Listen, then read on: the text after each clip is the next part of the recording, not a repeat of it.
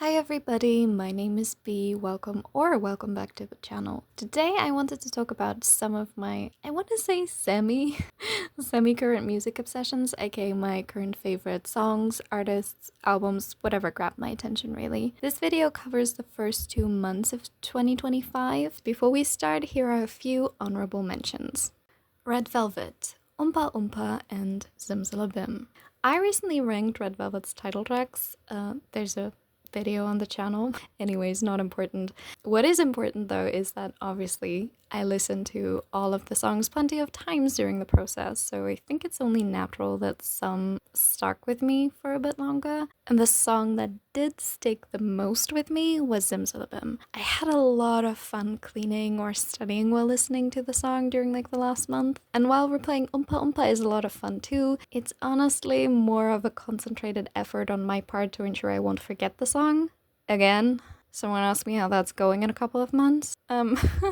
Anyways, I am having a great time with the song. I really, truly love it so much. Jaejong, One Kiss, Mine, Sign, and Nobody Like You.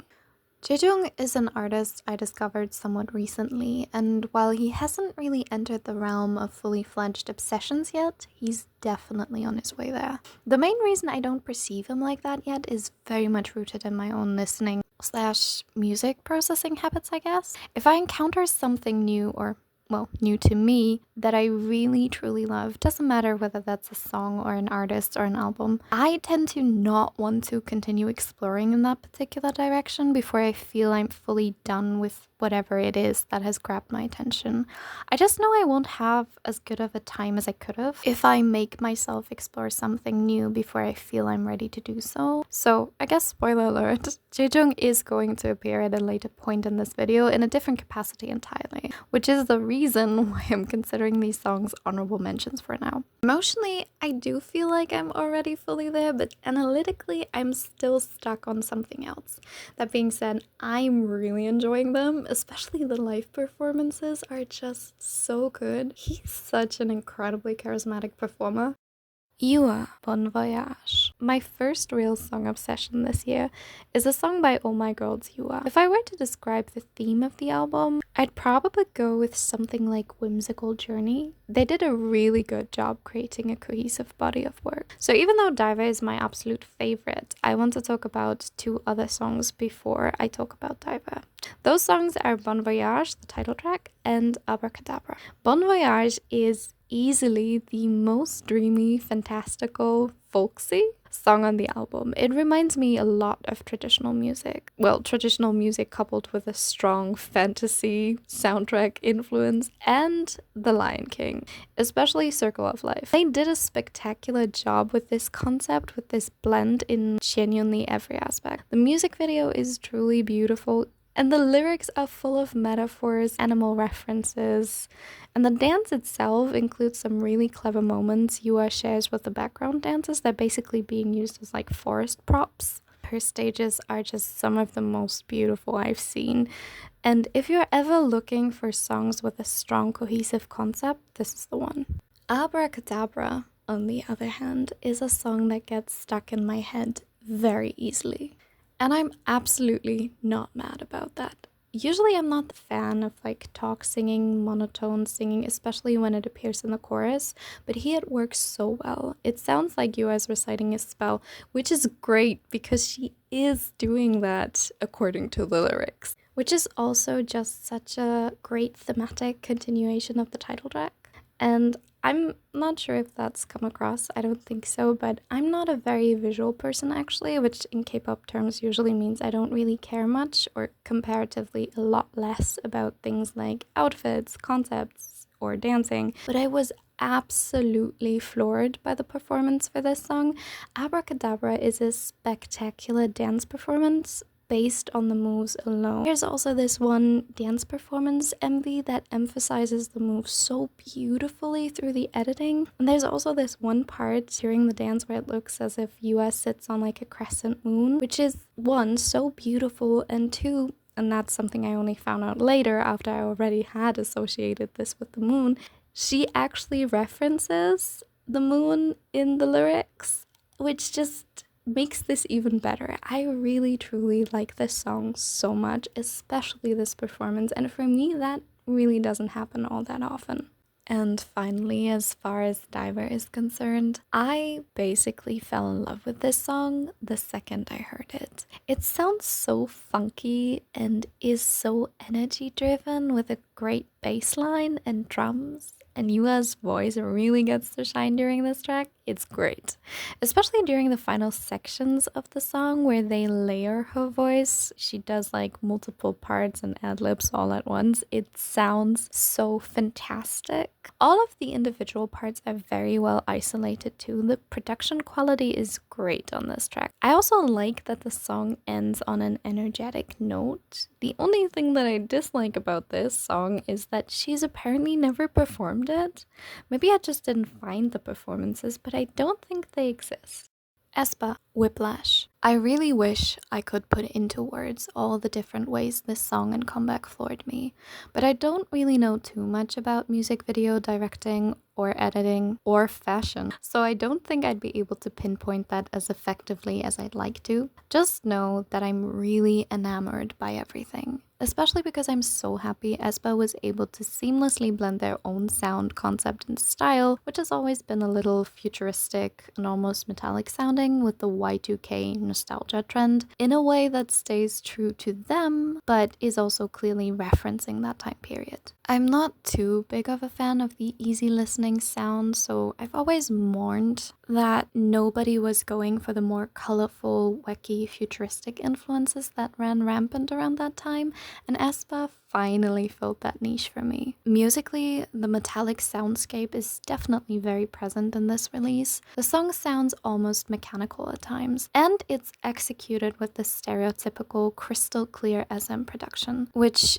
admittedly I love on any given day, but I think it's such a perfect match for this concept, both like visually and conceptually. It just fits very, very well. The bass provides the, given the rather repetitive instrumental, necessary contrast. Throughout the track, there are a couple sections during which the bass sounds rather dull or muffled, at least in comparison and as opposed to every other aspect of the instrumental. There's also a bunch of little ad-libs everywhere. Think about the little and sounds that they do, especially at the ends of their lines, but it's not even limited to that. Sometimes they will almost like echo complete words, so you'll have like the random yeah or other sounds like that thrown in.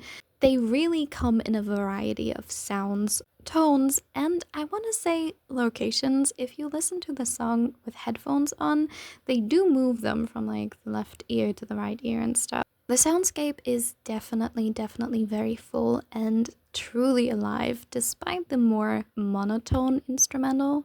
They did a really good job balancing the more short-lived liveliness, I want to say randomness almost, with the more predictable and mechanical parts of the song. Personally, my favorite part is either Winter's just close your eyes, breathe in, and visualize line. That's actually a pretty good mantra I've been using lately whenever I feel unmotivated. Or Ning Ning's opening of the second verse. She delivers her lines with so much attitude. It's downright delightful. After School. Probably a bit of a random song to come across in the year 2025, but not so much in 2009, which is the year I'm currently exploring. I've been doing a side project, some sort of time capsule project for a while now, which means that I follow releases from both the current year and a past year. And this year it's 2009, which is the year during which After School debuted. My first impression of the song was admittedly not too positive. At first glance, it seemed a bit stereotypical, but I gave it a chance, and after replaying it a couple of times, I ended up really liking this song. One of the first things that I noticed, and something I found very impressive, was that they all seemed so confident, which made a lot more sense after looking into the group and the members. After School debuted with all members as adults, and one of the members, Kai, was actually a professional background dancer prior to the debut, and that level of confidence and professionalism Kai in particular was able to display was just really refreshing.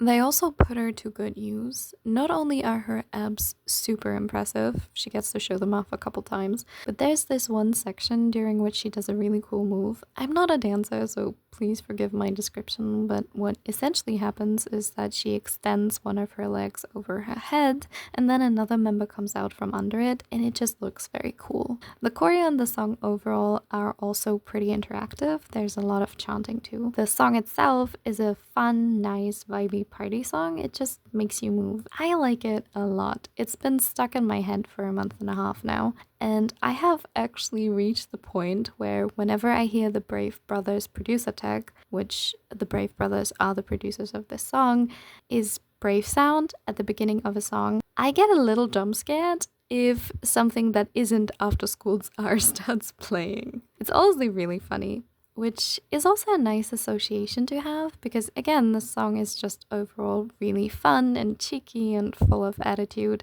I also really like their voices, especially Jungha's and Kai's. They're much deeper than a lot of voices that you'd typically come across within K-pop, especially nowadays, so it's a nice change of pace. And the one, Duri, during the final chorus section, I think it's Kai who sings it, sounds so good too. And the bridge part, dance break part, party chant part right before it also amuses me greatly. That starts off with them saying after school in the house, which it's always fun when groups mention their own names during a song, don't you think? And I feel similarly about the little ah-ah parts during the chorus too. I love singing along to them. Overall, they and the song just don't take themselves too seriously, but at the same time, it still looks and sounds really good, which is not the easiest balance to strike, so props to them. Lisa, Born Again, featuring Doja Cat and Ray. This song is actually the inspiration for this particular video. When I listened to Born Again for the first time, I so desperately wanted to talk about the song. And then I realized, hey, I've got a YouTube channel, I can do whatever I want, so here we are. Generally speaking, what fascinates me and impresses me the most is what a genuinely good collaboration this song is. Often, even when the featured artist's part is very good or fun or exciting or even people's favorite part of a song, it's usually easy to remove without disturbing the overall flow or integrity of the song. But in this song, that's really not the case. Every party involved has their own style, which are all rather different from each other too. And while their contributions reflect that individualism, the song still feels very cohesive. I'd even go so far as to say that the song's individual parts are so interwoven and intertwined that they're not only complementing but rather completing each other. Anyways, here are some of my favorite parts and things I want to mention. The intro. If you pay close attention, then you'll notice that the song actually starts with the background vocals and not Lisa singing, and I love how that sets the tone for the whole song so perfectly and simultaneously allows for an easier integration of Ray later on. The slow start is also a good way to build suspension. There's proper anticipation for the song to actually start by the time it does. I also love how you can find the religious motives not only in the music video and the lyrics, but also in the instrumental. There's a rattle part in the intro that reminds me of a snake hissing. It's very subtle though, so it's easy to miss. Which I feel a snake presenting temptation and evil would want, you know? Only notice them when it's already too late. In general, the instrumental is very well made. The overall soundscape feels truly dynamic. For example, if you wear headphones, the bass is split between your right and left ear. Most of the parts are also very well isolated and sound extremely crisp. Unless they want to emphasize the church and religious motive, those sections tend to be a lot more muffled or slightly warped. They do that with the background vocals too, to make them sound like prayers. And while we are on the subject of background vocals, I like how during the intro they simply echo what Lisa says, but later on it's more like a conversation with her bestie when Ray does the background vocals while giving like actual commentary during the first verse. That's really nice. Also during the first verse, Heartbreak. I love, love, love, love, love how that word is split in two. In general, I love Lisa's line delivery.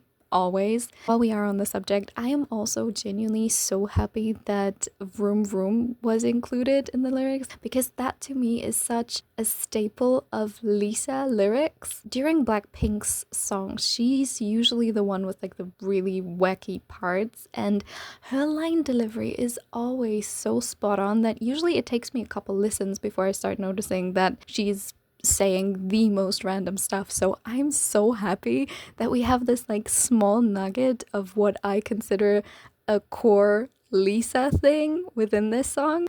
My favorite line within the entire song has to be, "But please tell your mother I'ma miss her so though." I love that this acknowledges a rarely talked about side of relationship breakups because, yes, the main relationship you tend to lose when you break up with your partner is the romantic one, but there's also a complete ecosystem of social relationships tied to that partner. So I like that this has made an appearance in this song, as brief as it is. Once again, speaking more generally, there's also such a nice contrast between Lisa's and Ray's vocal tones and between their appearances, aka what they do during the verses.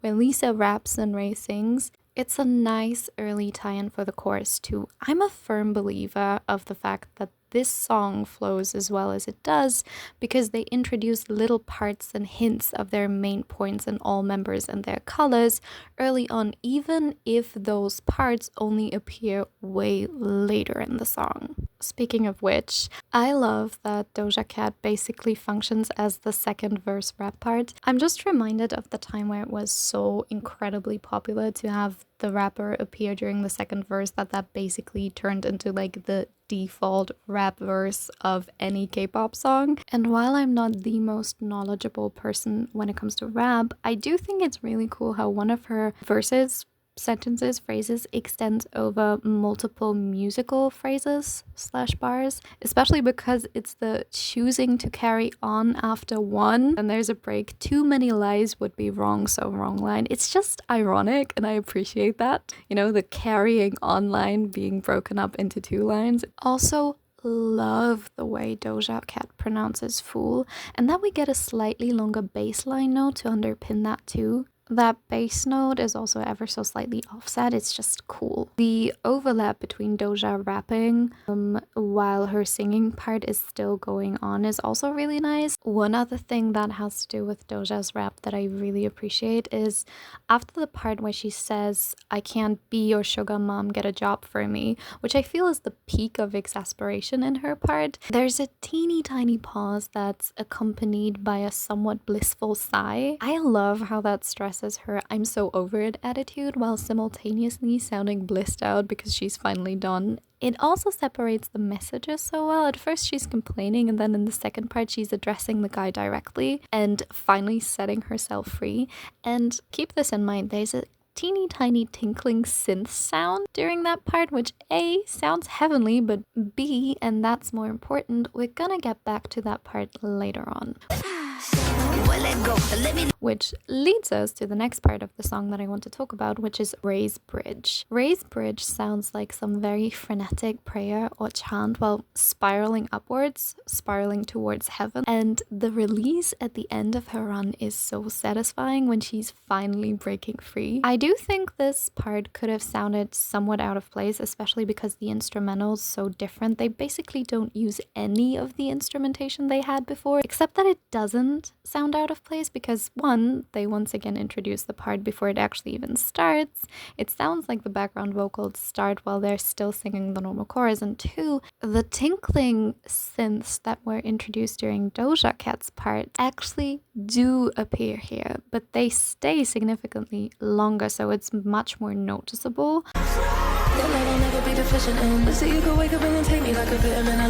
And it becomes even clearer during this part that they're supposed to signify ascension or breaking free because they appear when the background vocals literally sing "I pray." Especially once you consider the third and final appearance of the tinkling sounds.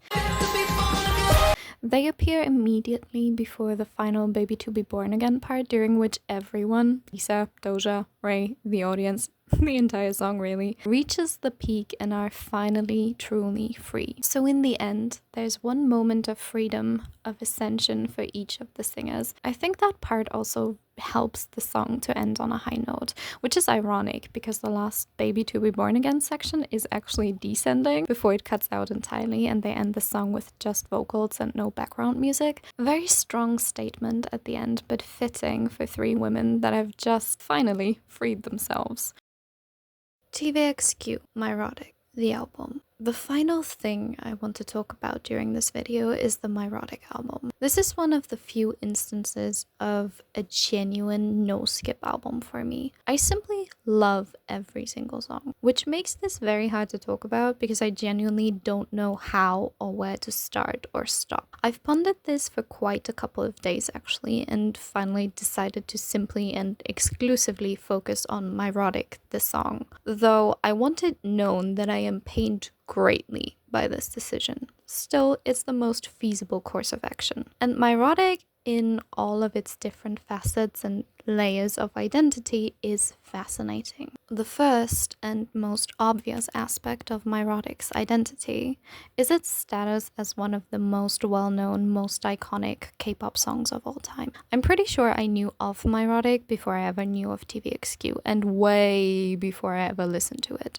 Still, by now I've seen a good 30, maybe 40 covers of that song without ever specifically looking for even just one. Performing this song is just such a rite of passage that it's basically guaranteed that if you like any K-pop group, and I mean any at all, you're going to come across this song because they're going to cover it at some point. The impossible not to sing along to fan chant is equally well known by me, and I feel every other K-pop fan, which is perhaps even more baffling. While it's certainly not a complicated one, I can't ever recall learning it. The knowledge was simply just there, as if you acquire that through some sort of osmosis if you stick around long enough. Myrotic is certainly a song of its own most legendary caliber, which I find very interesting because it's not my favorite TVXQ song, it's not even my favorite song from this album, but more importantly, I don't think it's a very good TVXQ song. Don't get me wrong, I don't think the song is bad, I love it, or that TVXQ does a bad job performing it,